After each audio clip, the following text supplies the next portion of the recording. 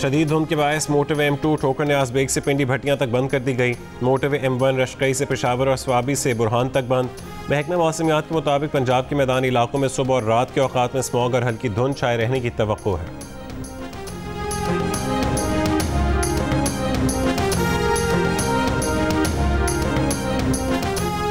कराची के इलाके इब्राहिम हैदरी में मुबैना पुलिस मुकाबले में पुलिस एहलकार शदीद जख्मी, अस्पताल मुंतकिल।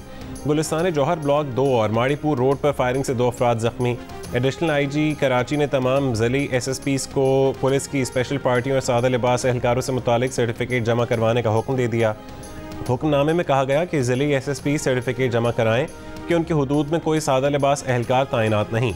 हुक्मनामा औरंगी टाउन में 14 साल लड़की की सादा लिबास पुलिस एहलकार के हाथों हलाकत के बाद जारी किया गया।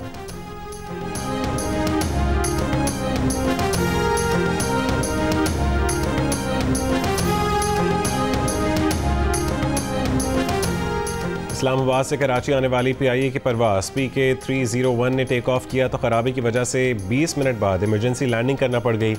2 से 5 बजे तक 3 बार जहाज़ को स्टार्ट किया गया। हर बार गड़गड़ाहट की आवाज़ों से मुसाफिर खौफजदा हो गए।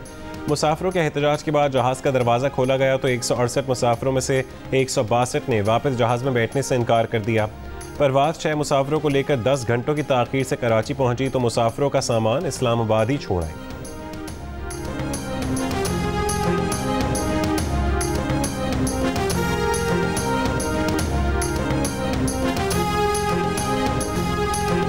वफाकी वज़ीर इत्तलात फवाद चौधरी कहते हैं कि कालअदम TTP के साथ मुज़ाकरात पर रियासत का मौक़िफ़ साफ़ है कि जो पाकिस्तान के आइन और कानून को मान कर चलेगा तो हम साथ चलेंगे, वरना पहले भी लड़े हैं अब भी लड़ लेंगे।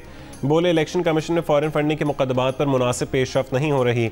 PTI समेत तमाम सियासी जमातों की फ़ॉरेन फंडिंग के मामलात अवाम के सामने आने चाहिए। JUI पर फंडिंग के सिलसिले में इंतहाई संजीदा इल्ज़ामात हैं और TLP की फंडिंग का कुछ पता ही नहीं। पंजाब और KP के बल्दियाती इंतख़ाबात 100% वोटिंग मशीन पर हो सकते हैं।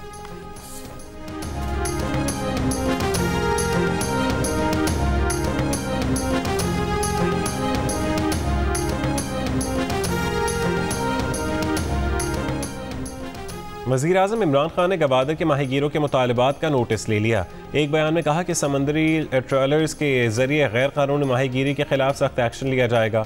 वो वज़ीर आला बलोचिस्तान से भी बात करेंगे। गवादर को हक दो तहरीक का पोर्ट रोड पर मुतालबात के हक में धरना 29वें रोज़ में दाखिल। गवादर को हक दो तहरीक के सरबराह मौलाना हिदायतुर रहमान बलोच कहते हैं वज़ीर आज़म ने नोटिस लिया है तो अमल दरामद की तवक्को भी है। मुजाहिरीन गवादर को बिजली पानी समेत बुनियादी सहूलियात की फराहमी, गैर कानूनी माहीगीरी के खात्मे और दीगर मुतालबात कर रहे हैं।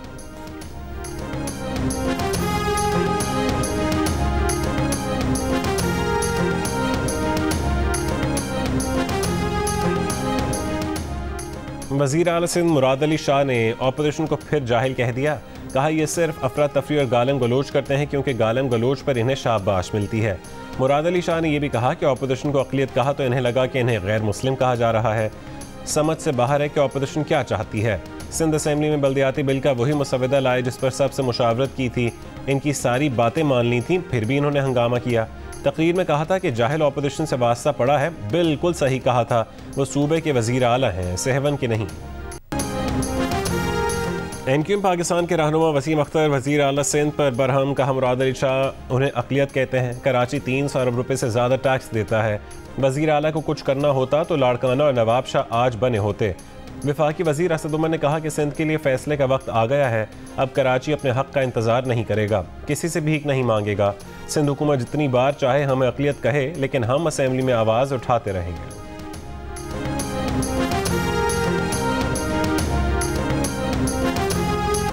बरतानिया में ओमिक्रॉन केसेस में तेज़ी से इजाफे के बाद कोरोना अलर्ट लेवल 3 से बढ़ाकर 4 कर दिया गया। कोरोना अलर्ट लेवल 4 का मतलब वबा का फैलाव बहुत ज़्यादा है। बरतानवी वज़ीर आज़म ने Omicron emergency booster national mission का ऐलान कर दिया। कहा तमाम बालिग़ अफ़राद को नए साल से कबल बूस्टर की पेशकश की जाएगी। 3 महीने कबल दूसरी डोज लगवाने वाले बूस्टर लगवाने के हकदार होंगे। माहिरीन के मुताबिक तीसरी बूस्टर वैक्सीन तहफ़्फ़ुज़ फराहम करती है।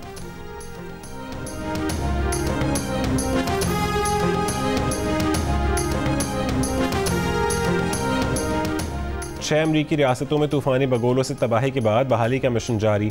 तूफ़ान से हर तरफ तबाही के मनाजिर, हलाक अफराद की तादाद 94 हो गई, दर्जनों लापता। बसे बसाए शहर लम्हों में मलबे का ढेर बन गए। सिर्फ कैंटकी में 80 अफराद जान से गए। गवर्नर कैंटकी का कहना है कि उन्हें खौफ है कि कहीं मुर्दा खानों में जगह न कम पड़ जाए। कई रियासतों में 5 लाख से ज़्यादा घरों को बिजली की फरहमी मुनक़ता।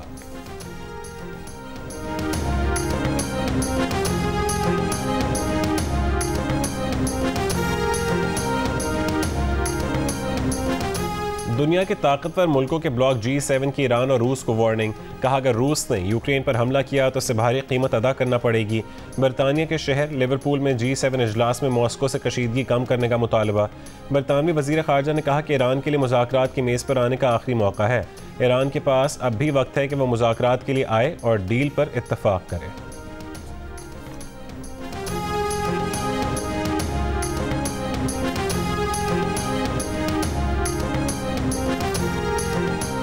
इसराइली वज़ीर आज़म नफ्ताली बेनेट अबू धाबी पहुँच गए। अमाराती वज़ीर ख़ारजा शेख अब्दुल्ला बिन ज़ायद अल नहयान ने इसराइली वज़ीर आज़म का इस्तकबाल किया।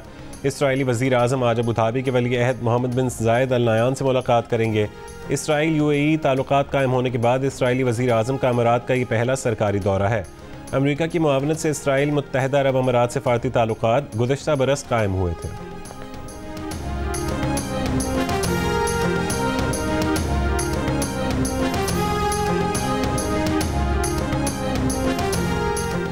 पाकिस्तान और वेस्ट इंडीज़ के दरमियान पहला T20 मैच आज नेशनल स्टेडियम कराची में खेला जाएगा। नेशनल स्टेडियम में दोनों टीमों की 3 घंटे भरपूर प्रैक्टिस। कोरोना के बाद पहली बार पाकिस्तान में स्टेडियम के मुकम्मल गुंजाइश के मुताबिक तमाशाइयों को स्टेडियम आने की इजाज़त।